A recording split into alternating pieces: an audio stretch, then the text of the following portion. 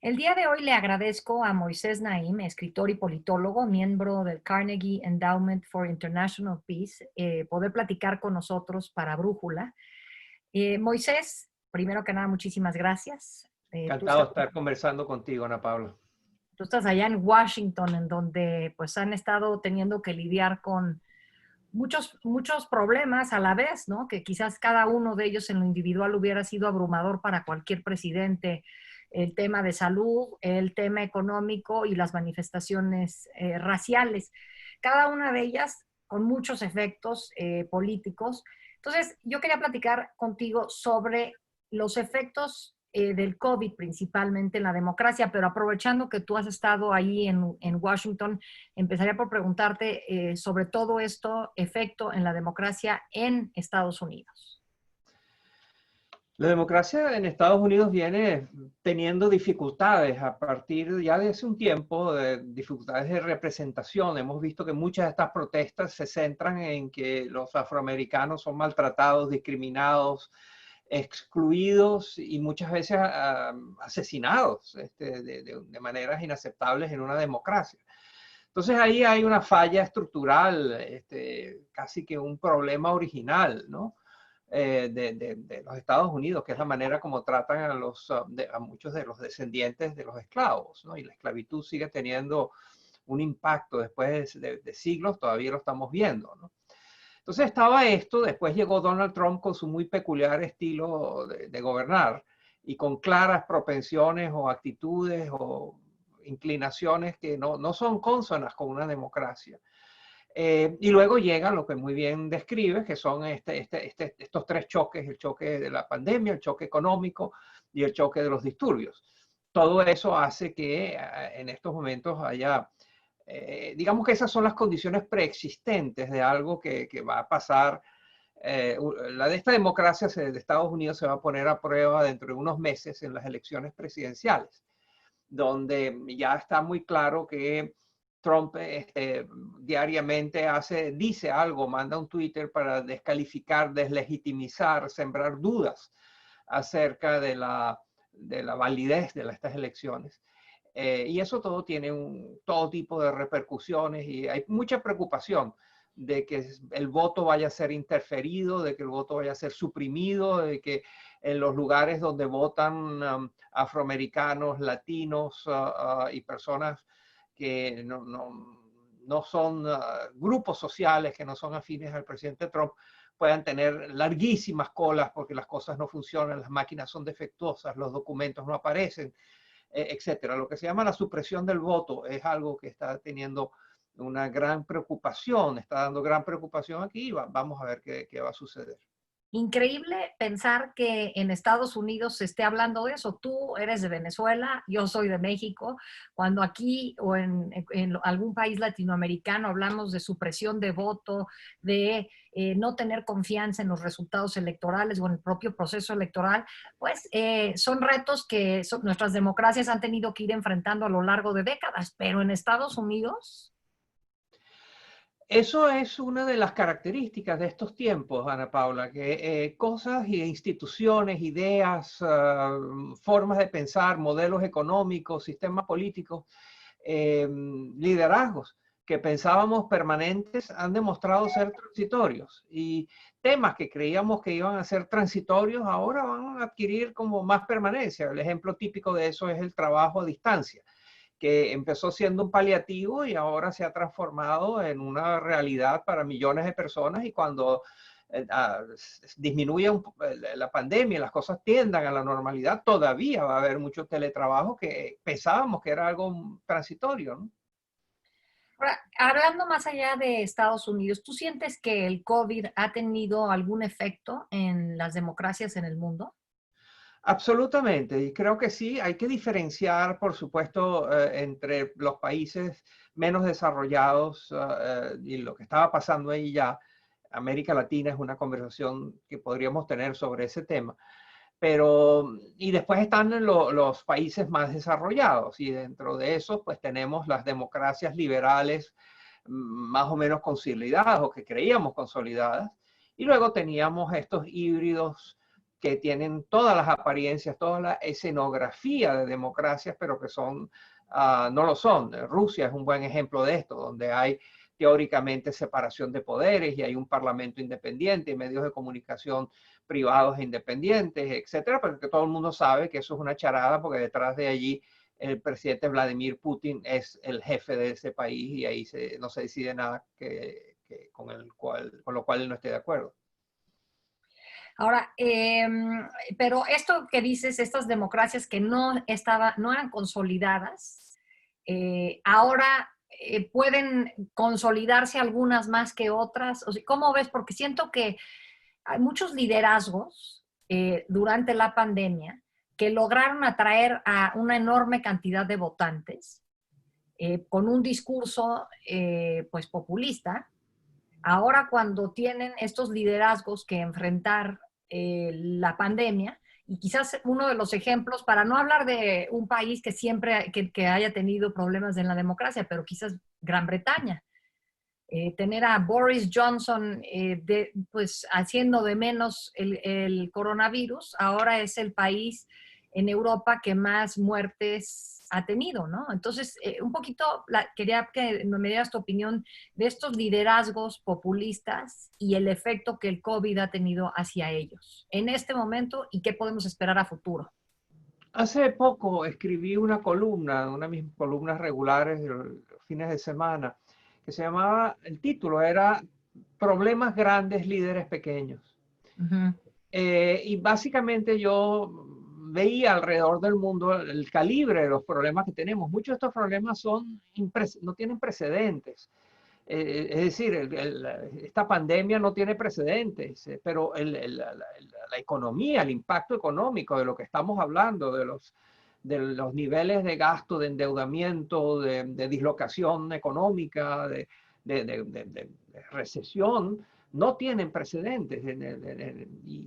Y por no mencionar las tensiones internacionales, por no mencionar los otros problemas que ya existían antes del COVID, el cambio climático y todo lo que eso implica, los ataques, los posibles ataques cibernéticos contra los sistemas de información financieros o de electricidad, la desigualdad. Es decir, hay una larga lista de temas que estaban allí antes del COVID, durante el COVID y después del COVID.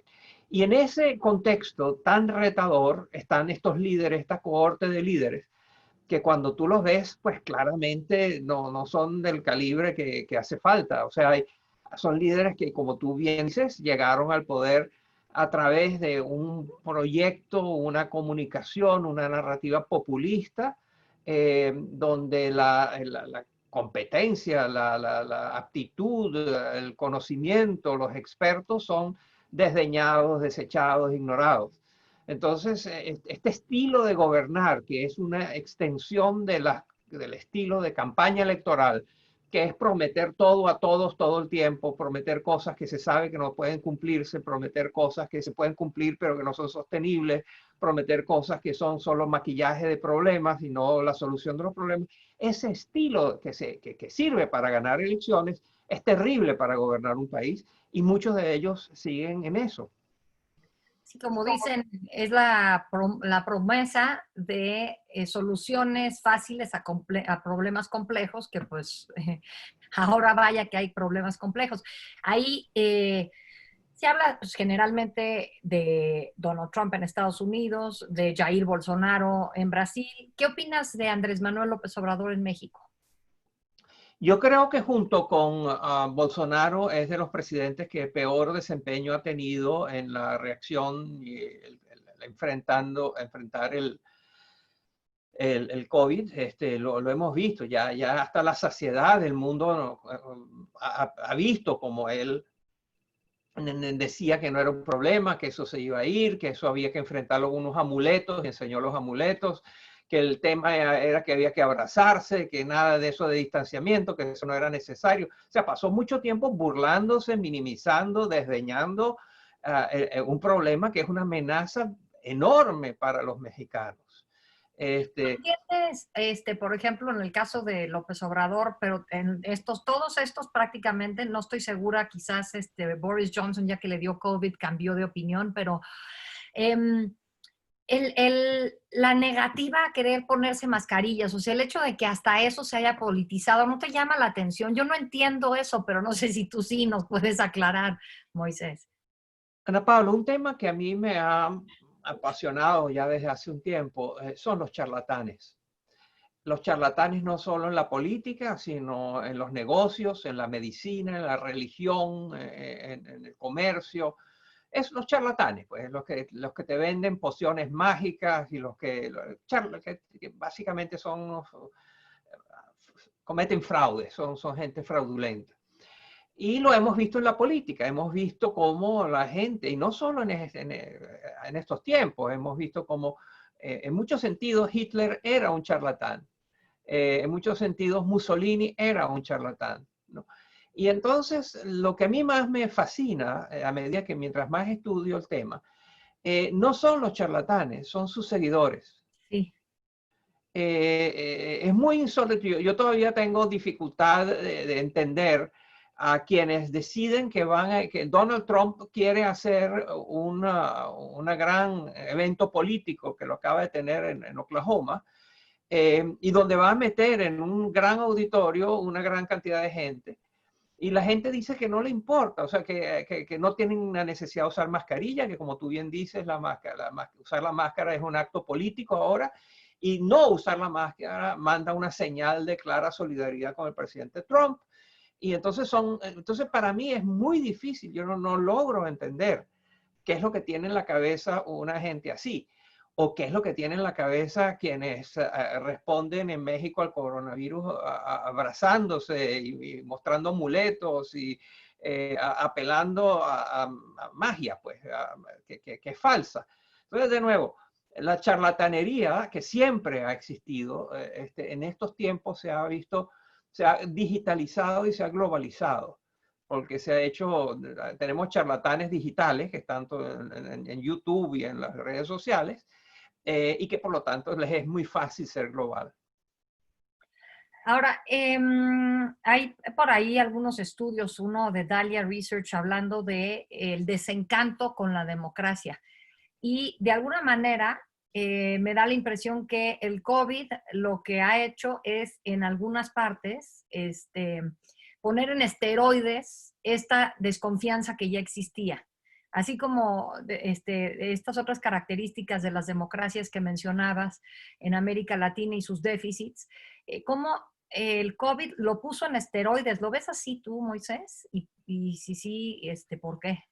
A ver, las democracias vienen ya teniendo desde hace un tiempo problemas de desempeño, problemas donde, es decir, la gente está harta de que no les resuelvan sus problemas, está harta de que la situación económica no les mejore, está harta de que su movilidad social en muchos países, la movilidad social, la capacidad de una familia de progresar, y pasar de la pobreza a la clase media, después a la clase media media y eventualmente tener prosperidad, eso cada vez se ha hecho como un objetivo inalcanzable.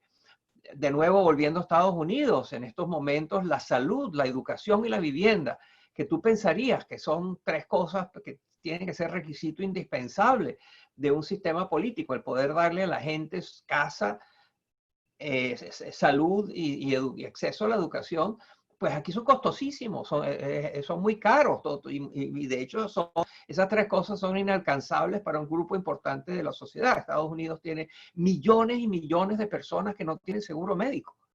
Entonces, por supuesto que hay desazón, crítica,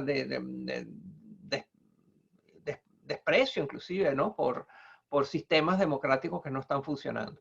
Y las raíces de ese no funcionamiento tienen raíces estructurales profundas y que se han expandido y, como tú dices, se han amplificado, pero no solo por el coronavirus, se han amplificado por toda una serie de condiciones previas que ya existían. Ahora, hay este déficit democrático, digamos, no está presente en todas partes. Pensando en el caso mexicano, ¿cómo tener la esperanza de que puede venir un futuro mejor en la parte política y que de alguna manera pues tiene que estar relacionado con lo económico y lo social como bien señalas. ¿Es posible? Bueno, yo lo deseo, todos estamos muy preocupados con México, todos, quienes analizamos estas cosas, quienes tenemos identificación con el pueblo mexicano, lo que lo seguimos de cerca, estamos preocupadísimos, ¿no? La situación económica, o sea, la manera, la hostilidad del gobierno de López Obrador hacia el sector privado, hacia los inversionistas, no es gratis, eso va a tener consecuencias, va a haber menos inversión de lo necesario y si hay menos inversión hay menos creación de empleo, hay más desigualdad, hay más pobreza. Entonces, lo otro es todos estos gestos populistas, todas estas iniciativas que han sido probadas ya en otras partes y que se sabe que no funcionan, ¿no? Entonces, vamos a ver qué pasa en las elecciones. Cuando una democracia tiene problemas, la esperanza es que la democracia cure esos problemas, o sea, que los Claro. problemas de la democracia es más democracia. Vamos a ver cómo sigue el gobierno de López Obrador y en qué momento. A mí lo que me preocupa es que a medida que la economía mexicana se deteriore más, producto del shock externo económico mundial, combinado con la mala práctica económica del gobierno de López Obrador, haya una situación económica malísima que lo impulse a él a simplemente dedicarse a otros temas y a agitar pasiones, a generar una dinámica política y social muy conflictiva que permita distraer de quiénes son los responsables y quiénes son los que tienen que atender la mala economía, la mala situación económica que en México lamentablemente viene. ¿Tú ves en México un espejo de lo que ocurrió en Venezuela? Que ese es un temor que ha existido en México desde hace tiempo con la llegada de López Obrador al poder. No, sí y no, pero no es así. Venezuela tuvo factores muy únicos. Venezuela es un país hiperpetrolero, es un petroestado. México también es un país petrolero, pero no al nivel. México tiene una economía más diversificada que Venezuela. Venezuela la economía era poco diversificada y era petrolera. Eh, eh, Hubo el tema militar, no hay que olvidar que Venezuela se militarizó muy pronto, que Hugo Chávez era un militar que militarizó el gobierno, disfrazado de democracia, pero un gobierno, una autocracia militar muy eficaz. También está el tema de los cubanos, ¿no? O sea, una de las cosas menos conocidas, pero que cada vez más está siendo vista y confirmada, es que Venezuela fue ocupada por Cuba invitada por Hugo Chávez, pero hubo una alianza allí donde claramente el gobierno cubano mandó a sus funcionarios a que ocuparan posiciones importantísimas en la gestión gubernamental de Venezuela. Nada de eso está pasando en México, creo yo, por ahora. Entonces, es diferente, son dos situaciones muy diferentes. Sin embargo, hay ecos que son muy preocupantes, ¿no? La demonización del pasado, donde todo lo que se ha hecho no sirve para nada. La búsqueda de enemigos internos todo el tiempo, buscando conspiraciones y denunciando a los enemigos internos y echándole la culpa y distrayendo de las explicaciones utilizando conspiraciones o acusaciones de conspiración. En fin, hay una larga lista de prácticas populistas que es de librito, ¿no? Es una receta conocida y aplicada en todas partes, muchas de las cuales estamos viendo, lamentablemente, dolorosamente, las estamos viendo en México. Moisés Naim, te agradezco muchísimo haber podido platicar con nosotros para Brújula. Siempre un placer, Ana Paula. Gracias.